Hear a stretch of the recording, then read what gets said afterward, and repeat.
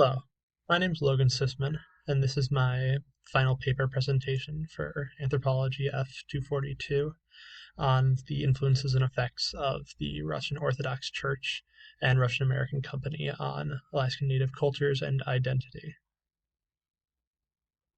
So, to start, I want to go over a little bit of the historical background of Russia's presence in Alaska, and this is mainly focused around the two organizations I mentioned in the title, which is the Orthodox Church and the Russian American Company. So the Russians first made contact with Alaska Native people, the Tlingits, in the 18th century. And throughout the late 18th century to early 1800s, there was a period of conflict on and off between the Russians and Tlingits that eventually subsided in a time of peace where the Pomishleniki, which are the members of the Russian American Company uh, there to work, began to interact with the Alaska natives and form relationships with them, and especially with women. So the first of the two organizations that I'll go over the history of in Alaska is the Orthodox Church. And so the Orthodox Church was sort of put at odds against the Presbyterian missionaries that were also there. The Presbyterian missionaries were greater in number as opposed to the small number of Orthodox missionaries that were sent from Russia. And just like Presbyterians, they were attempting to convert Alaska natives to their religion.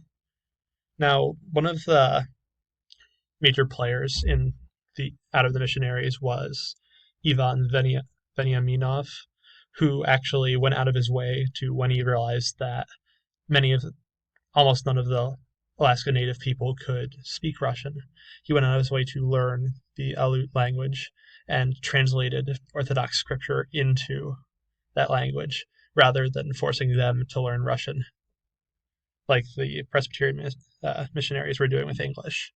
And so, going along that vein, they decided that they could get more converts if they allowed some of the traditional practices that Alaska Native people were bringing with them into the church along with them, rather than discourage them completely. Despite some objections from other missionaries, they decided this was the best way to attract more members to the church.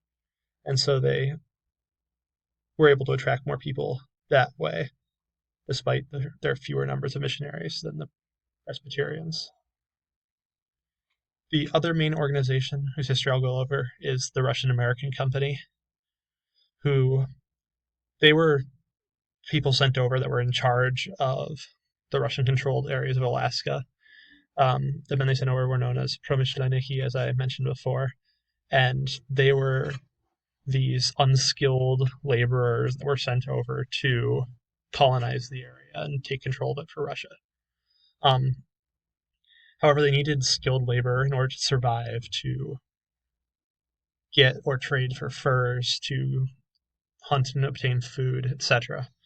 And so, to make up for this lack of skilled workers among them, the company actually approved of and wanted them to procreate and intermingle with the Alaska Native women in the areas where they were living, because this led to the creation of the Creole class, which was the name given to people of mixed Russian and Alaska Native descent.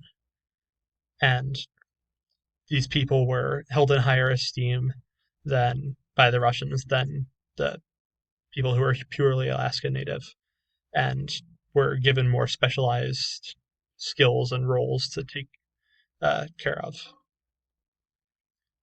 And so now we can look at some of the long-term cultural effects now that we know the historical background of Russian colonization, both due to both of these organizations we discussed.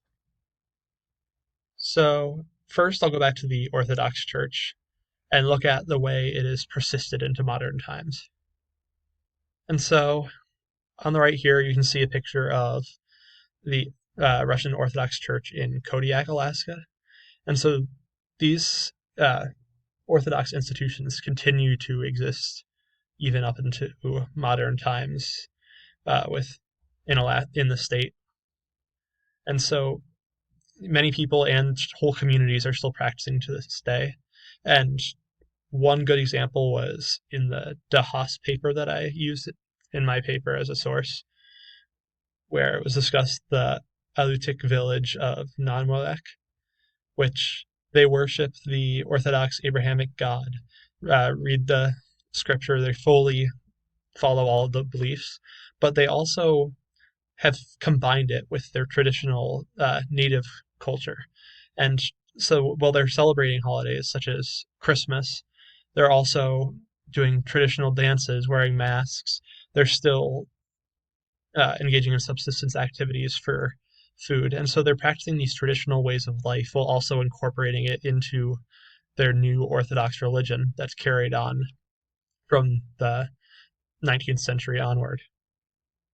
And so even in some of these largely Orthodox communities, community members have adopted and passed down Russian names, both given names and surnames. And so why did they continue to stay with the Orthodox Church after the missionaries and Russians left? Well, the first is because these were long-lasting cultural practices at this time. 100 plus years of missionary activity. Many of the people had passed it down to their families for generations and become ingrained in their culture as their new religion in lots of these communities. And two is that many of them were maintaining a part of their identity, not just as Alaska Natives, but as Creoles as well, because it's found that many of the people in these Orthodox communities are actually Creoles, and some of them even a majority with Russian ancestry as well. And so staying in the Orthodox Church is a way of staying true to that part of their identity and culture as well. And so to look at the legacy of the Russian American Company, we can continue to look at the identity of the Creole people that arose as a class out of their presence in Alaska. And so as over time, going from Russia to the United States and then evolving to the present day, power dynamics have shifted in ways that have changed how Creoles have been identified and identified themselves. And so under Russian rule, as I mentioned before, the Creole class was created to do skilled work. And they were also, they were part Russian, so lots of them were family members and relatives of the Russian ruling class there at the time. And so they were held in high esteem. They had rights that the fully Alaska Native people at the time did not. They were allowed to go back to Russia and get schooling, join the Russian American Company. And so it was worthwhile for them to identify as Creole, be true to their full heritage, both sides of it. But after the sale of Alaska to the United States, American colonizers came in and they heavily discriminated against both the Creoles and the fully Alaska Native people, to the point where those who could pass as Russian, get away with identifying as such, decided to start identifying as purely Russian, just because it made life that much better to be Russian rather than Creole. But over time, moving forward into the modern age, when luckily levels of discrimination decreased somewhat and benefits were promised to those who were willing to step forth and proclaim their Alaska Native ancestry due to the Alaska Native Claims Settlement Act. It started to become beneficial, or at least worthwhile again, for Creole people to either identify as Creole or Alaska Native. And so now we see, after a long period of identifying as Russian, lots of these Creole people deciding to re-identify and reclaim their identity as Creoles and Alaska Natives. And so, as of today, uh, Creole people still categorize themselves under a range of identities. Some of them have gone back to being identifying as Alaska Native or Creole. Some identify as Russian, and some, like some of the inhabitants of Non-Molek, which is a Orthodox community we discussed earlier, chose to identify both as Russian and Aleutic separately as two separate identities rather than just one Creole identity. And so lots of this dispersion of these different identities within the Creole people uh, comes not just from these changes over time, but from attempts to purposefully eliminate the Creole identity by the United States government, getting rid of the term in official documents, birth certificates, anything of that sort, to try to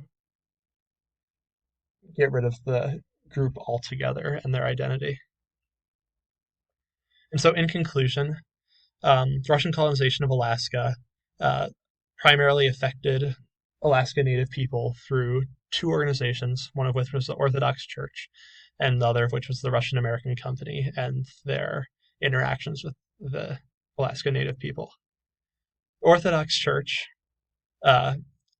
influenced people through religion, which has been passed down through generations, as they converted many people that were more willing to convert to Orthodoxy than American Christianity or Presbyterianism, due to their less strict policies on banning traditional practices. And so we see today the effects of many people still following the Orthodox religion, many Alaska Native people. Then on top of that, the creation of the Creole class through the interactions of the Promishlenniki in Alaska and the Alaska Native women who they took as wives or partners, as the class of Creole peoples continued to persist, identifying some as Russian, some as Creole, some as Alaska Native, and they've been forced over time to constantly change and adapt their identities due to external stressors and discrimination and even at times benefits. And so the other big effect of theirs, besides the Orthodox religion in Alaska, was the creation of this group that, due to their Russian ancestry and the existence of Russians in Alaska, has been unable to truly fit themselves into one identity as time goes on. And so the Creole people will continue to evolve over time. And so that's the conclusion of my paper, and here are my references that I cited both in this presentation and my paper. Thank you for listening.